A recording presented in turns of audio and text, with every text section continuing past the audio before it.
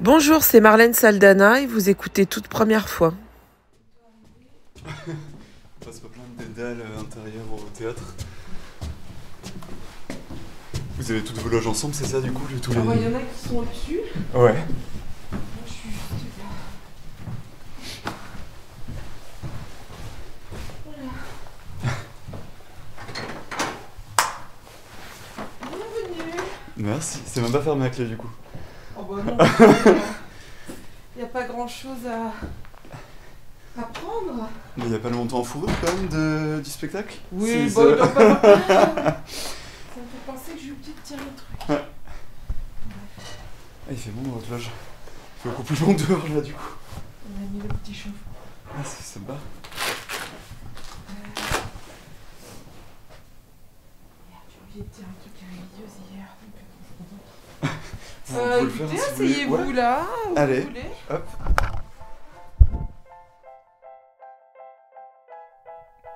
Imaginez voir les artistes et journalistes Jacques Demy, Hervé Guibert, Jean-Luc Lagarce, Bernard-Marie Coltès, Cyril Collard et Serge Danet ressuscités sur scène. Tous sont morts du sida dans les années 90, mais ils se retrouvent 5 soirs par semaine au théâtre de la Porte Saint-Martin grâce au génie de Christophe Honoré qui a voulu rendre hommage à 6 de ses idoles. Après son long métrage Plaire, aimer et courir vite, sur la dernière histoire d'amour d'un auteur séropositif, le réalisateur continue cette exploration de cette période sombre et trouble des années 80-90 qui commence tout juste à être racontée. Dans cette pièce, l'actrice et metteuse en scène Marlène Saldana a la lourde tâche d'incarner le monument du cinéma français Jacques Demy. Mort officiellement d'un cancer en 1990, ce n'est qu'en 2008 que sa compagne Agnès Varda révèle qu'il s'agissait du sida. Marlène Saldana nous fait passer du rire aux larmes avec son interprétation haute en couleur et audacieuse du réalisateur des Parapluies de Cherbourg. De l'audace, la comédienne en fait preuve depuis le début de sa carrière, comme elle me le raconte quelques heures avant de monter sur scène. Toute première fois, saison 4, épisode 7, Marlène Saldana. Bonjour Marlène Saldana, du coup, nous sommes dans votre loge au théâtre de la Porte Saint-Martin, à quelques heures de la pièce Les Idoles de Christophe Honoré que vous jouez du mardi au dimanche, du coup, Oui. jusqu'à encore fin avril, si je ne pas début Non, avril. jusqu'au Début 6 avril. En fait, il reste Ouais. pas beaucoup de dates, hein, donc Faut y aller, faut Il y a venir. la semaine prochaine qui est entière, et après on joue les week-ends. Donc en fait, il reste 13 dates. Et j'ai eu la chance, moi, de venir 2 fois. Du coup, Ah au oui. tout début et il y a pas longtemps. Donc, du coup, je suis content d'avoir été là pendant que c'était pas encore complet. Et avant la fin. Et justement, vous, dans cette pièce, du coup, vous incarnez Jacques Demy, un réalisateur français quand même très très connu. Et dans cette pièce, notamment, vous apparaissez dans un long manteau en fourrure. Vous apparaissez nu, vous dansez, vous chantez, vous faites des crêpes. Vous imitez Liz Taylor, vous faites beaucoup de choses. Mais avant de parler de ce rôle, justement, qui ne laisse pas, je trouve, indifférent les spectateurs dans la salle pour avoir été là. C'est un rôle assez fou. Les gens vous applaudissent beaucoup, notamment après le spectacle, quand vous dansez le petit moment de danse. Je voulais revenir du coup sur au début. Et du coup, comme vous me le disiez, donc du coup, vous avez joué au tout début, avant vraiment les premières pièces, etc. Mais quand vous avez commencé, j'imagine, à aimer ce métier, des pièces du coup de Barillet et Grédy, qui étaient un peu des papes du vaudeville, chez les Bonnes Sœurs. Je voulais savoir du coup ce que c'était cette histoire du coup. Oh bah c'est ce que vous avez dit. En fait, c'est parce que j'ai une grande sœur qui faisait du théâtre, qui en a fait 1 an. Hein, ça l'a très vite plus du tout intéressée. Et comme je faisais tout comme ma grande sœur, je voulais absolument faire du théâtre. Et j'étais dans une école catholique, donc c'est les Bonnes Sœurs qui donnaient les cours de théâtre. Et donc bah voilà, il y avait un cours de théâtre et on a monté Le Don d'Adèle de Barillet et Grédy. Moi, je jouais Solange, la fille, et je me souviendrai toujours que la pièce commençait et que je devais faire semblant d'être au téléphone. Et que les Bonnes Sœurs, elles étaient contentes parce que je faisais hyper bien de faire semblant d'être au téléphone. On n'était que des filles qui jouaient donc tous les rôles d'hommes et de femmes et tout ça. Et voilà.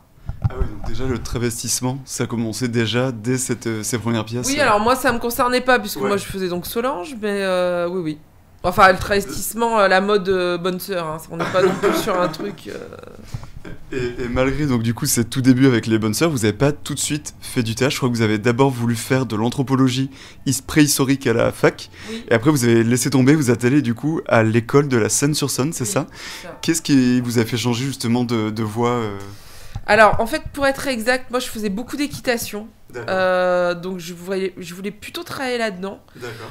Et puis, je sais pas, ensuite, oui, effectivement, je suis allée à la fac, j'ai fait de l'anthropologie et je me suis retrouvée par hasard en anthropologie préhistorique.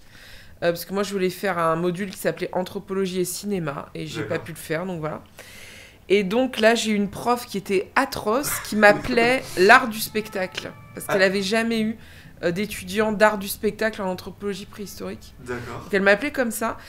Elle m'a un peu dégoûtée, je dois dire, De la matière. de la matière, mais en ce moment, je regrette beaucoup parce que ça m'intéresse beaucoup.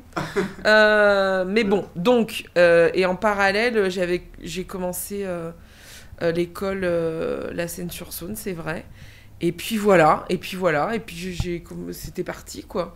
Et j'ai hésité à passer le concours pour entrer à la formation que donnait Zingarou, enfin Bartabas, à l'académie, là où il n'y avait que des femmes. Et puis au dernier moment, je me suis dit, oh, en fait, non. Et voilà. Et me voilà. Et vous voilà aujourd'hui, mais justement, qu'est-ce qui vous a fait aller vers le théâtre?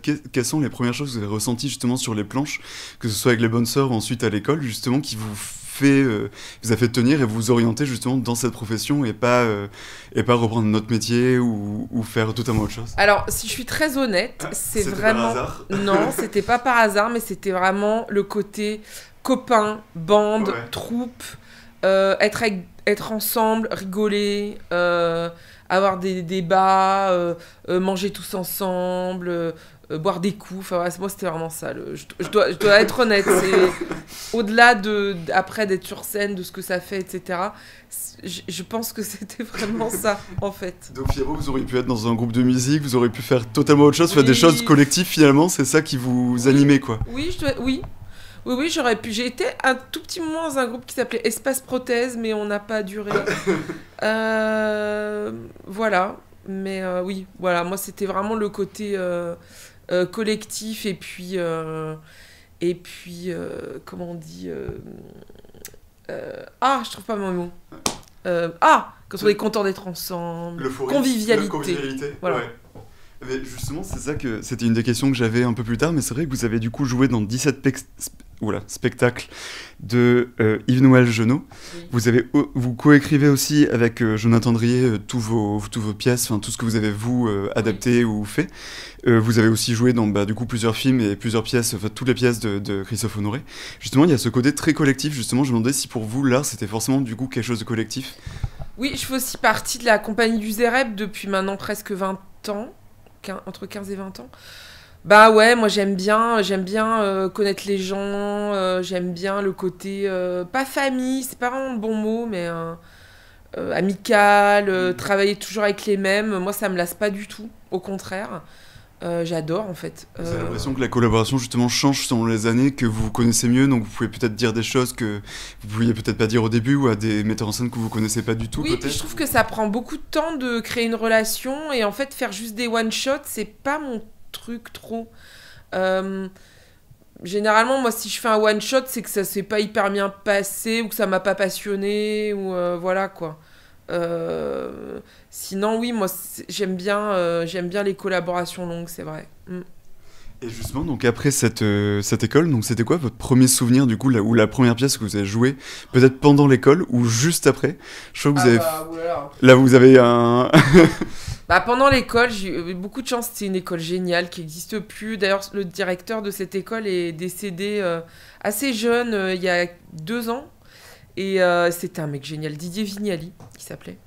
Et en fait, dans cette école, on avait de la chance parce qu'on avait une salle de spectacle à disposition.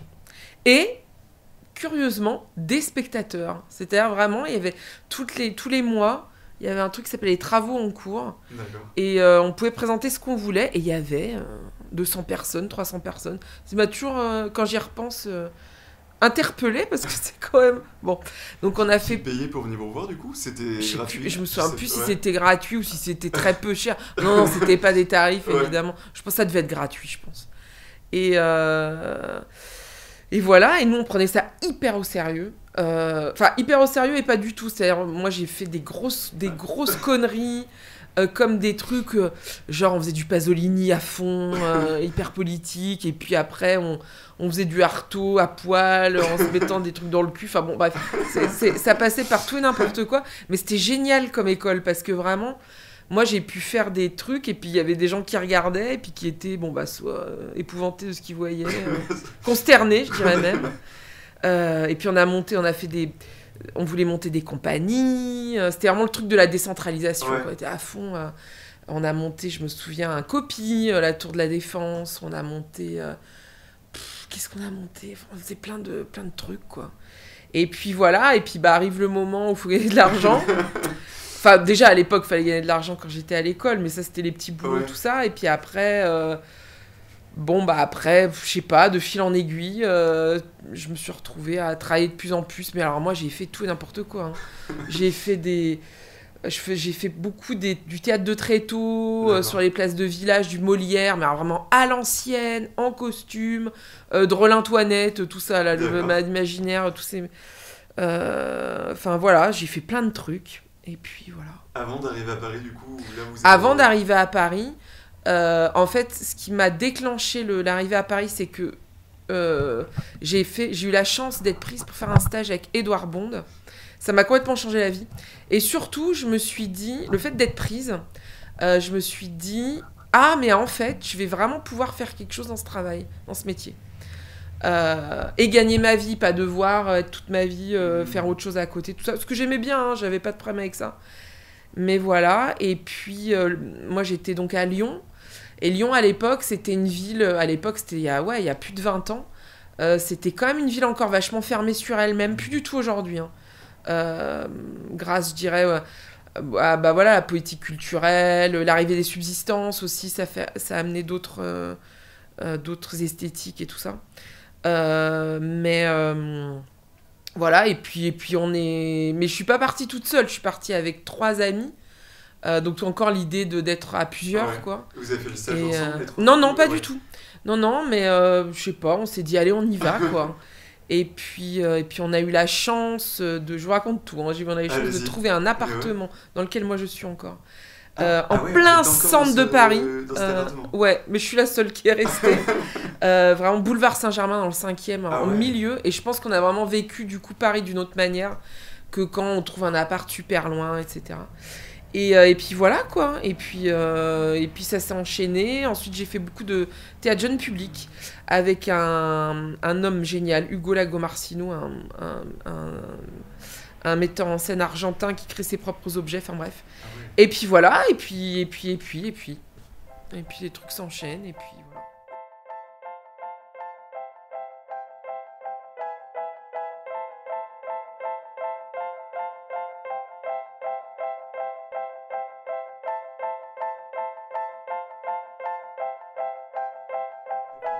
Vous avez incarné Louis II de Bavière, Yves Saint-Laurent, Staline, plus récemment Nomi Malone du cultissime Showgirls que vous avez adapté avec du coup votre partenaire Jonathan Andrier, votre collaborateur Jonathan Andrier. Et après toutes les pièces de Christophe Honoré et ses films, vous avez beaucoup de choses, c'est dur de tout résumer en quelques phrases, mais justement je trouve que c'est des rôles qui sont très très différents les uns des autres, qui paraissent un peu fous pour certains. Parfois vous jouez des hommes, parfois vous jouez des femmes, parfois vous jouez des animaux, parce que je crois que vous avez adapté récemment, vous avez fait une pièce sur qui adaptait la comédie musicale Cats. Oui. Mais je suis pas sûr que vous jouiez vous-même un chat dedans, je crois. Je joue un mouton. Voilà. Mais on me voit vraiment, faut pas venir voir la pièce pour me voir, parce qu'on me voit 2 minutes 30. Hein, et on ne me voit même pas. Ouais. Et justement, vous avez toute cette liberté-là. Vous avez aussi dansé dans des créations de Boris Chermatz. Je crois qu'il est venu vous chercher pour danser, alors qu'à la base, vous n'avez pas forcément de formation de danseuse. Oui. Et justement, est-ce que, en plus du côté collectif, est-ce que c'est aussi la liberté de l'art qui vous intéresse ? Ce côté, vous pouvez vous mettre dans la peau de n'importe qui, de n'importe quoi, et faire un peu tout sur scène Oui, sans doute. J'ai jamais trop réfléchi à ça, mais moi j'ai eu beaucoup de chance, parce que c'est vrai que quand je suis partie de Lyon, moi dans ma tête, le théâtre c'était un truc super poussiéreux, en fait. Les textes, les belles robes et tout ça, quoi. Et puis je suis arrivée à Paris, et en fait les gens qui m'ont embauchée, c'est donc Yves-Noël Genot, aujourd'hui Marie-Noël Genot, puis la compagnie du Zérep. après le jeune public. Hein. Et là, j'ai découvert en fait tout ce qui était le théâtre plus performatif, et puis après la danse avec Boris. Et j'ai eu vachement de chance parce que moi, je connaissais pas du tout ça. Donc c'est vraiment cet univers-là qui m'a attrapée, quoi. Et c'est vrai que maintenant que je fais ça beaucoup, c'est vrai que j'ai du mal à repasser de l'autre côté, c'est-à-dire un théâtre plus... Classique. Oui, classique, ou en tout cas plus calme, ou plus... voilà, c'est vrai que... Bon. Mais pourquoi pas mais oui, moi j'ai vachement de chance avec tout ça. Mais Boris, c'est pareil. Boris, je travaille... Là, encore, dans un mois, je vais faire un truc avec lui. Enfin voilà, c'est pareil, c'est une collaboration longue aussi. Et puis d'avoir rencontré le milieu de la danse, alors là, le côté collectif, c'est l'ADN même, en fait, de cette pratique, de cet art. Donc j'y suis très à l'aise. J'aime beaucoup, beaucoup, beaucoup, moi, le milieu de la danse, comment ça se travaille la danse, le rapport avec les danseurs, etc. Donc c'est vrai que... Mais j'ai eu de la chance parce que ça m'est... Vraiment, je n'avais aucune ambition d'être dans ça, du tout. C'est vrai que c'est marrant parce que vous avez vraiment des expériences totalement différentes les unes des autres et à chaque fois, en fait, j'ai l'impression que vous avancez sans trop vous poser de questions, donc vous prenez un peu les projets qui vous plaisent comme ça et ça vous permet de petit à petit de faire votre... Je prends les projets qui me plaisent et puis les projets aussi qu'on me propose parce que moi j'ai vraiment aussi... Enfin voilà, j'ai au début, quand j'ai démarré, j'avais pas le choix aussi, quoi. Donc c'est sans doute un hasard, si on peut dire, que je sois allée vers ces formes spectaculaires-là. Mais en fait, j'ai eu de la chance parce que j'y suis trop bien, quoi. Voilà. Et je me demandais, vous avez jamais justement le trac sur scène dans tout ce que vous faites, parce que vous faites quand même des rôles très... parfois qu'il faut... Non, le trac, c'est pas du tout... J'ai pas ça du tout, moi. Je sais pas. Non, les premières, je suis contente, quoi. J'ai hâte et tout. Le track, c'est pas un truc que je connais. Là, ce dont vous parliez, là, les chats. Ouais. Donc là, je suis plus, on va dire, par la force des choses, chorégraphe, metteur en scène. Et là, c'est horrible. Par contre, j'ai jamais eu autant de stress de ma vie. Je ne veux plus jamais faire ça. J'adore le travail, mais le moment du spectacle, c'est horrible. C'est vraiment horrible parce qu'on est dépossédé, on peut plus rien faire. Moi, j'ai pas d'habitude du tout vous ça. Êtes en coulisses et vous voyez ce qui se passe. C'est horrible, c'est horrible. Enfin, c'est vraiment, voilà. Mais alors que quand vous êtes sur scène, du coup, bah vous êtes dans le truc, donc voilà, c'est ça, et là, il n'y a pas de question, et même au tout début, vous aviez jamais peur de monter sur scène Pas vraiment. Peut-être au tout début, mais même pas vraiment. Non, j'ai jamais trop eu ça, moi. Et par contre, c'est parce que du coup, il y a Cats, mais c'est aussi Showgirls, vous l'avez aussi coécrit, monté, etc. Alors après, vous jouez dedans, donc je pense que du coup, là, vous posez moins de questions, puis vous êtes dedans. Mais pareil, là, c'était moins inquiétant, c'est plutôt le côté de Cats où là, vous avez vraiment tout chapeauté. Et... Oui, et puis c'est le moment de les premières, j'ai cru que j'allais mourir. Enfin, vraiment, j'ai jamais été comme ça de ma vie. Là encore, on continue à jouer. Oui, parce que vous jouez dans plusieurs villes. Rien que d'y penser, je me dis, mais ça va un tout petit peu mieux, mais 2 heures avant la pièce et 2 heures après, je suis pas moi-même. Je suis angoissée, préoccupée. Pendant la pièce, je la regarde, mais c'est une souffrance, c'est horrible. Ah ouais, à ce point-là. Oh là là, mais c'est un cauchemar. Il faut que je me mette à un endroit super précis. Il faut pas que je voie les spectateurs. Dès que je vois quelqu'un se lever, tout ça, j'en suis malade, c'est horrible. Alors que si vous êtes sur scène et que vous voyez la même chose, là, vous vous en fichez. Ah non, moi, au contraire, moi, ça me fait rire, les gens qui applaudissent pas, les spectateurs qui partent fâchés, Je sais pas pourquoi ça m'amuse, c'est complètement débile, hein. J'ai pas du tout de problème. C'est normal, enfin, je veux dire, c'est normal qu'il y ait des trucs qui plaisent pas. Non, ça, moi, j'ai pas... Non, je trouve ça plutôt sain. Mais c'est que quand vous êtes sur scène. Pas quand vous êtes non, mais parce que c'est plutôt que j'ai peur pour ceux qui sont sur scène. Je veux pas qu'ils soient déçus. Je veux pas qu'ils soient... C'est pas tant parce que j'ai peur de ce que les gens pensent, parce que ça, je m'en fous un peu, je dois dire, que je sois devant ou derrière. Mais c'est pour les gens sur scène. Je veux pas qu'ils soient tristes, je veux pas qu'ils soient blessés, je veux qu'ils soient fiers de ce qu'on a fait et tout ça, quoi. Donc c'est plus ça, en fait. Ah ouais, donc il y a une pression à ça, ouais, j'imagine. Et comme vous dites, vous pouvez rien faire finalement à ça. Vous êtes dans la salle et vous pouvez pas agir. Rien. Vous pouvez pas aller chercher par la main les gens qui partent pour dire non, vous revenez. Non, mais les gens qui partent... Enfin, je sais pas comment expliquer ça, parce que, bon, maintenant, En plus, c'est une pièce assez spéciale qui divise beaucoup, soi-disant. Bon, puis il y a des gens qui partent assez vite parce qu'ils se rendent compte que c'est pas le Roi Lion, quoi. Hein, c'est pas une comédie musicale au sens Broadway, c'est vraiment expérimental, on va dire. Donc voilà, donc maintenant j'ai compris ça va. Non, je veux pas que les gens aiment la pièce, je sais pas comment vous dire, c'est vraiment plus pour les interprètes. Bien sûr, vraiment. Vous vous mettez à leur place et vous savez ce que c'est. Et oui, et je me dis, et surtout je veux pas qu'ils soient... on a tellement travaillé, ça se passe super bien, le groupe est génial, etc. Je veux pas qu'ils soient déçus, désappointés, c'est plutôt ça en fait. Et justement, vous avez employé un mot expérimental qui, je trouve, s'applique bien à au projet que vous faites régulièrement, parce que c'est beaucoup de projets qui mènent beaucoup d'arts différents et comme on disait, la danse, le théâtre, le chant, même faire des crêpes sur scène, du coup, on va y revenir. Justement, est-ce que ce côté-là expérimental que vous pouvez avoir, est-ce que c'est ce qui peut vous freiner peut-être pour le cinéma, parce qu'on vous voit moins au cinéma, on vous a vu beaucoup dans les rôles justement de Christophe Honoré. Est-ce que c'est quelque chose qui fait que vous préférez le théâtre au cinéma, ou qu'est-ce qui fait que vous faites plus du théâtre aujourd'hui ? Alors, je pense que ce qui fait que je fais plus du théâtre, c'est parce que c'est pour plusieurs raisons. La première, c'est que déjà, je trouve qu'au niveau planning, ça se marie mal, le cinéma et le théâtre. Premièrement. Deuxièmement, moi, je ne veux pas faire des rôles de grosses dames. Je refuse de faire ça. Bah, toujours. Voilà. Donc, et je veux pas faire ça parce que ça m'intéresse pas, en fait, tout simplement. Moi, j'aime bien. Et puis, au cinéma, j'ai fait quelques fois. C'est vrai que quand on a que un jour de tournage, 2 jours, c'est hyper délicat de trouver sa place. Et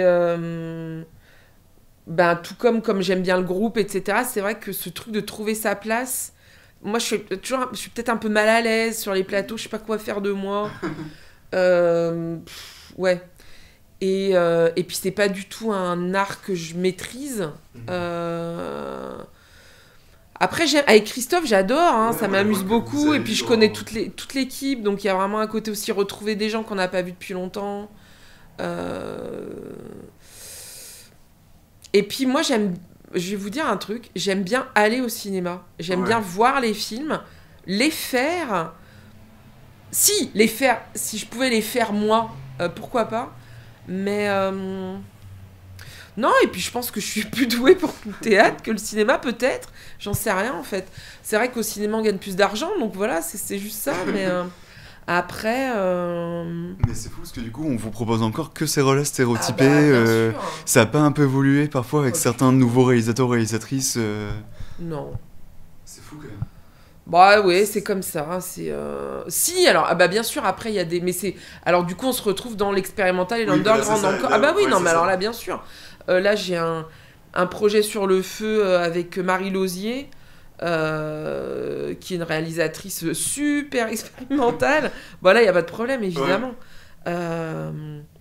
Mais il y a un plafond de verre un peu, mais que vous peut-être vous n'avez pas envie forcément de... Comme vous dites, vous aviez au théâtre, peut-être que c'est pas forcément un plafond que vous avez envie de casser, mais ça doit être un peu frustrant peut-être quand même. Faut tellement de... Vous savez, passer des castings, les machins, les essais. Faut tellement y croire, faut tellement... Au théâtre, c'est moins long, les périodes d'essai, de casting aussi, Mais moi, j'en ai jamais passé, en fait, je crois, d'audition. Enfin, vraiment... Si, moi, ça m'amuse beaucoup, les grosses auditions. Par exemple, j'en ai fait une fois une audition de danse. Oh, c'était génial. Alors moi, le côté, on a un numéro, tout ça, là, ça m'en zinzin. Showgirls, le côté, le film. Ah ouais, alors ça, par contre, à fond, quoi. Vraiment, ça m'amuse beaucoup, beaucoup, beaucoup. C'était pour une compagnie américaine, le Big Art Group. En plus, elle avait été prise. Et le spectacle s'est pas fait, finalement, à cause d'argent. Mais moi, ça m'avait amusé, ce truc. Après, faut pas se décourager. Tu peux passer, je sais pas combien de castings, et puis que ça marche jamais, et puis c'est du temps, et puis c'est pas rémunéré. Donc comment on fait ? Enfin voilà, bon.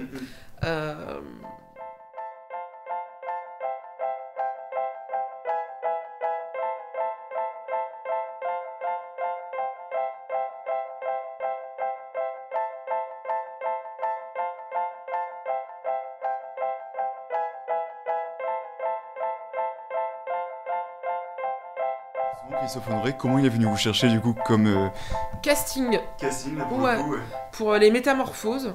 Et après... Et puis, ben voilà, ça a marché, et puis voilà. Ouais, parce qu'après, vous avez joué dans d'autres de ces films, notamment Il y a Plaire aimer courir vite. Ouais. Euh, Et puis, à mes courir vite, j'avais déjà fait. On avait déjà fait Les Idoles, je crois. Oui, c'était en 2019, ça devait se jouer à peu près au même... Oui. Et sa toute première pièce, je pense, dans laquelle vous aviez joué. Oui, fin de l'histoire, ouais. Qui était, ça c'est la première, et après il y a eu Les Idoles, Ciel de Nantes, où vous jouez du coup sa grand-mère. Oui. Puis maintenant Les Idoles, donc Jacques Demy, justement, cette collaboration, justement, comment vous la décririez ? Qu'est-ce que vous appréciez dans cette collaboration que vous avez sur le long terme avec Christophe ? Bah alors, ce que j'apprécie... Bon, bah comme d'habitude, ce que j'apprécie, c'est les gens avec qui je travaille. Ouais. C'est-à-dire Jean-Charles Clichet, Julien Honoré, donc ils sont là depuis le début, Harrison, Arevalo, et puis même les gens de la technique, Dominique Bruguière, Christelle, Ortu, l'assistante de Christophe, enfin bref. Et parce qu'ils bossent avec les mêmes personnes sur toutes ces pièces, en tout cas derrière. Souvent, c'est souvent les mêmes personnes. Le théâtre de Vidy qui produit les pièces, donc c'est ça qu'on répète souvent là-bas. Qu'est-ce que j'apprécie je sais pas, le travail. Son audace, peut-être, parce que j'ai l'impression que c'est beaucoup d'audace, je trouve, ces pièces quand on les voit, même ces films. Mais ça, moi, je m'en rends pas trop compte. Mais non, mais le travail est intéressant, ce qu'on se raconte. On rit beaucoup, beaucoup, beaucoup. Christophe, il est très, très, très bon public, donc c'est assez agréable.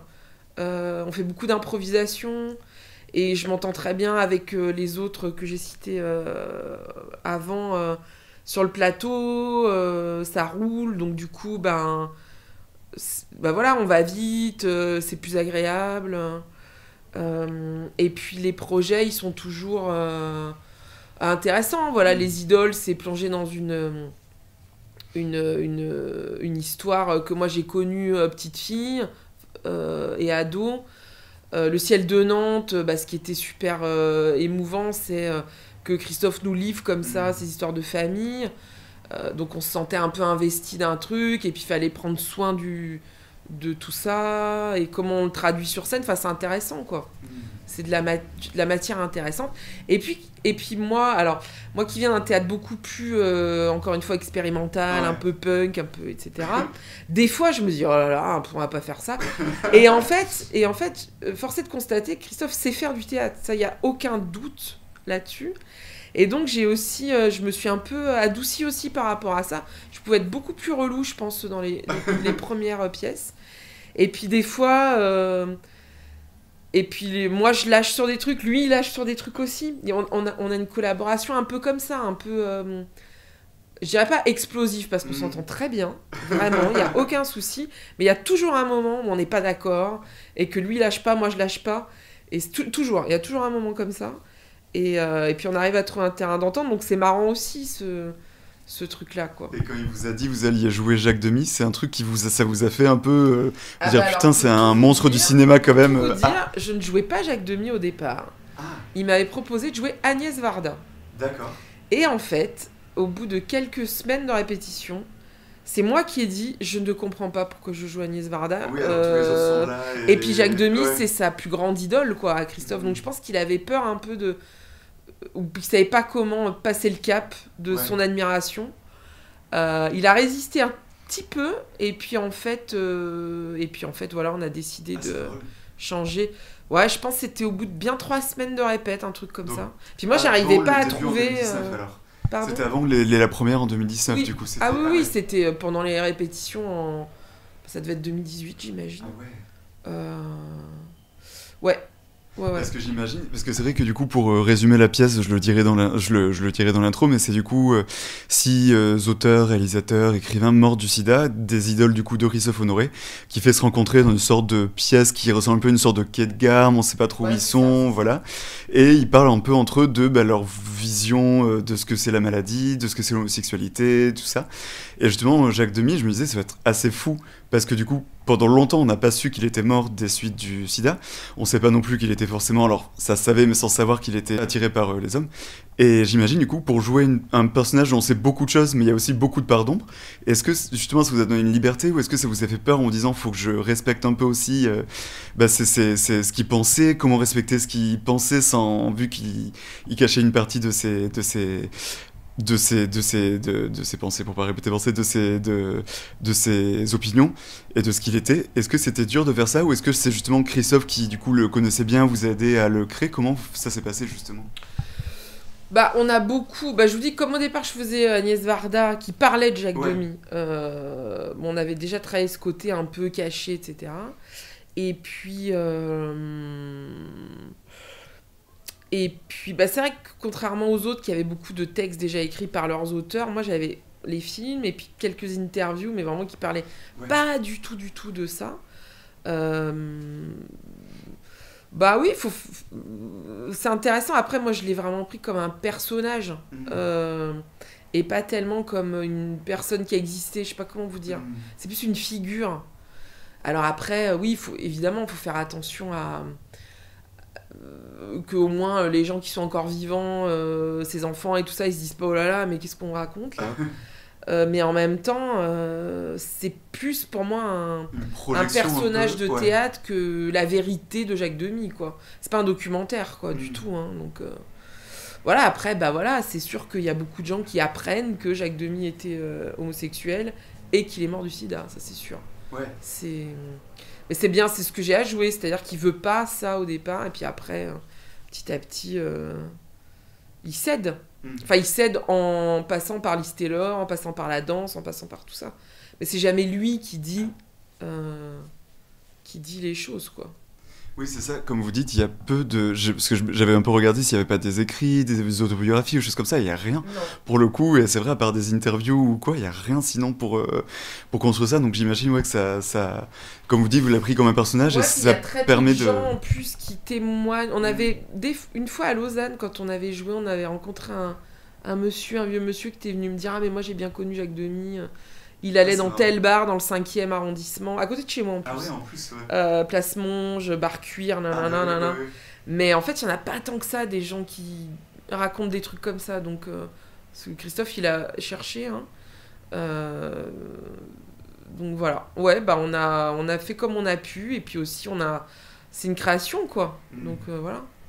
Ah non, ça marche très très bien. Je trouve que c'est, enfin, pour connaître, je connaissais pas tous les personnes que vous jouez sur scène, mais pour en connaître certains, c'est fou. Enfin, c'est vrai, on se dit c'est vraiment le discours qui pourrait tenir quand on voit un peu les personnages, et c'est hyper, enfin, c'est vraiment très bien fait, et c'est très marquant, c'est très puissant. Je trouve vraiment, on sort de la pièce en se posant 10 000 questions que vous avez dû vous poser pendant les répétitions sur justement est-ce qu'un auteur gay doit dire qu'il est gay ou pas dans ses interviews, est-ce qu'il doit le mettre dans ses œuvres ou pas. Enfin, et c'est un peu ce que vous discutez sur scène. Et c'est fou parce que du coup, ça doit, même vous, quand vous le jouez, vous devez parfois vous dites, on est un peu en débat. Enfin, c'est un peu marrant, non, j'imagine, de jouer ce genre de pièce. Oui, puis on défend chacun vraiment notre personnage. Et puis je pense que c'est pas pour rien aussi que chaque personne a ces personnages-là. Oui, alors moi je suis complètement d'accord avec Jacques Demy. Je vois pas pourquoi il serait obligé de dire qu'il est homosexuel, c'est vrai. Voilà, mais après c'est des questions effectivement qui se posent encore aujourd'hui, enfin de plus en plus, avec maintenant l'autofiction et tout ça, super à la mode, beaucoup plus qu'à l'époque de Guibert. Guibert qui était un des premiers, enfin pas d'un premier, mais en tout cas un des plus connus dans le milieu homosexuel. Donc c'est intéressant de se poser ces questions-là encore aujourd'hui, ouais, c'est sûr. Et justement, on parlait donc du coup du track, vous disiez que vous n'avez pas du tout le track, même encore aujourd'hui, mais là quand même sur scène, donc comme je disais toutes les choses que vous faites sur scène, parfois vous vous dites pas mais qu'est-ce que je suis en train de faire? Genre quand vous faites les crêpes un peu en arrière-plan, vous vous dites pas parfois mais qu'est-ce qu'on est en train de faire? Est-ce que c'est pas fou? Est-ce que c'est pas bizarre? Du tout. Alors pas du tout. Vous savez, j'ai fait des trucs bien pires. Oui, j'ai vu des photos, parfois vous êtes déguisés, je sais plus en quoi j'ai vu passer. Alors, non, je dois dire que là, ça va. Vraiment, j'ai vraiment fait, mais vraiment bien pire. Oh là là, c'est... Mais moi, j'adore, j'ai l'impression... Ça me fait pas ça sur les idoles du tout, parce que alors, là, j'ai pas du tout l'impression de faire un truc transgressif ou quoi que ce soit. Mais moi, quand je fais des trucs comme ça, ça me fait rire. En fait, j'ai l'impression de faire une bêtise. J'adore, ça me fait trop rire. Non, c'est vrai que c'est pas. Enfin, je trouve que c'est pas transgressif en soi, parce que c'est bon, y a pas d'effets spéciaux, de machin. Enfin, il y a quand même les écrans, la télé, tout ça, mais je trouve que ce qui est transgressif, c'est de mettre six auteurs gays, enfin, six auteurs artistes gays sur scène comme ça, même encore aujourd'hui, je trouve que c'est encore rare. Et Oui, non, mais ça, sans doute, hein, c'est sûr. Non, mais c'est sûr. Mais il y a pas le côté, ouais, comme mais c'est tout. Underground, peut-être. En fait, c'est toute l'intelligence de Christophe. C'est-à-dire déjà, il réunit des gens qui viennent d'endroits différents. On n'a pas la même carrière avec Jean-Charles, avec Marina encore moins, Julien, moi. Enfin voilà, donc il y a ça, il y a toutes ces sensibilités-là. Et puis, donc il s'appuie beaucoup là-dessus. Et puis Christophe, il n'est pas dans la provocation et tout ça. C'est pas du tout quelqu'un qui est là-dedans. Donc ça, c'est peut-être son plus grand talent, en fait, d'arriver à rendre des choses qui pourraient être transgressives, choquantes, etc., plus douces et du coup plus populaires. Mais ça, c'est un vrai talent, hein. Ça, c'est vraiment... voilà. Ouais, la pièce est ultra accessible, même si parfois il y a des... Si on connaît, je trouve que ça aide un peu, notamment les écrits de Guibert, quand Marina, elle est quand elle raconte toute la mort sans spoiler, enfin... Bon, les écrits sont là, donc les gens ont sûrement lu, mais ça reste hyper accessible, et c'est vrai que c'est... Du coup, on a envie de plus connaître la vie de ces personnes-là, et de voir leurs films, leurs écrits, il est fort pour ça, c'est pour ça que je vous dis, c'est quelqu'un qui sait faire du théâtre, puis du théâtre en plus populaire, vraiment. Et justement, pour finir, je me demandais, mais ça vous l'avez un peu abordé, c'était quand vous repensez justement à vos premières fois sur scène, que ce soit avec les bonnes sœurs ou à l'école où vous disiez un peu n'importe quoi, et aujourd'hui sur scène où du coup vous êtes quelque chose d'un peu moins underground, mais vous avez quand même encore cette partie-là avec d'autres projets. Comment est-ce que vous voyez votre parcours aujourd'hui? Est-ce que vous avez l'impression, vous me disiez maintenant vous arrivez un peu à faire du donnant, à vous adoucir, mais tout quand même en faisant ce qui vous plaît? Est-ce que vous avez l'impression que vous êtes la même Marlène en gros qu'à vos débuts aujourd'hui? Est-ce qu'elle est toujours là ou est-ce que c'est une autre Marlène Non, mais je crois que je suis la même personne. C'est terrible, mais je crois pas avoir évolué tant que ça. Je suis peut-être un peu moins angoissée, pas à l'idée de monter sur scène, mais plutôt à l'idée de comment je vais payer mon loyer. Oui, mais c'est un vrai moteur dans la vie. Moi, ça a été le mien pendant très très très longtemps, ça l'est encore d'ailleurs. Voilà, c'est peut-être le seul truc qui a changé. Parce que sinon... c'est toujours la même passion, la même envie de jouer... Oui, et puis je mesure vraiment la chance que j'ai d'avoir pu faire tout ça, de pouvoir faire et les pièces de Christophe, et les pièces de Boris, et les pièces du Zérep, et mon propre travail avec Jonathan. Dans notre prochaine pièce, on veut l'appeler une grosse pièce de PD. Bon, je sais pas si notre chargée de prod, elle s'est prise la tête dans les mains comme ça en disant non, n'appelez pas ça comme ça. Ça va parler de quoi? Vous savez déjà où? Oui, on veut faire, en fait, ça fait longtemps qu'on veut le faire. Depuis Showgirl, en fait. On veut faire le pendant de Showgirl, le négatif un peu avec Cruising, le film de Friedkin. Vous connaissez pas? Non. Regardez ça. C'est un film avec Al Pacino. D'accord. Pardon. Avec Al Pacino dans les boîtes à cul gays de New York des années 80. Avec Al Pacino, d'accord, oui. J'imagine pas tout ce rôle-là. Mais... lui non plus, il l'imagine pas, je peux le dire. D'ailleurs, il veut plus le mettre dans sa biographie. Il l'a très mal vécu. Donc voilà, et donc ça va être plutôt un quatuor, un trio ou un quatuor d'hommes. Voilà. Très bien. J'ai très hâte de voir ça. Justement, c'est bien sa liberté vous gardiez. Du coup, même malgré les gros projets, vous avez toujours ces projets-là plus justement. Ouais, j'ai de la chance d'arriver encore à faire. Je sais pas par quel miracle, mais d'arriver à être à la lisière de tout ça et de tout faire. Malheureusement, je pense que les spectacles de Boris, par exemple, j'en ferai sans doute plus parce que je suis trop vieille, c'est trop physique maintenant. Enfin, qui sait, on verra. mais sinon, j'ai de la chance. Puis le Zérep, toujours aussi, quoi. C'est super. Écoutez, merci beaucoup. Je vous en prie. Merci, c'est chouette. Et du coup, allez voir les idoles encore jusqu'à début avril avant que ça s'arrête. Parce que c'est la dernière. Pour le coup, ça reprendra pas. Être détruit. Ah oui. Donc là, pour le coup, c'est vraiment la dernière fois. Oui. Donc voilà. Écoutez, merci beaucoup, on ira. Merci à tous d'avoir écouté cet épisode. Vous pouvez retrouver toute première fois sur Spotify, Deezer, Apple Music et Google Podcast, et également aller suivre et liker les pages Twitter et Instagram. Merci.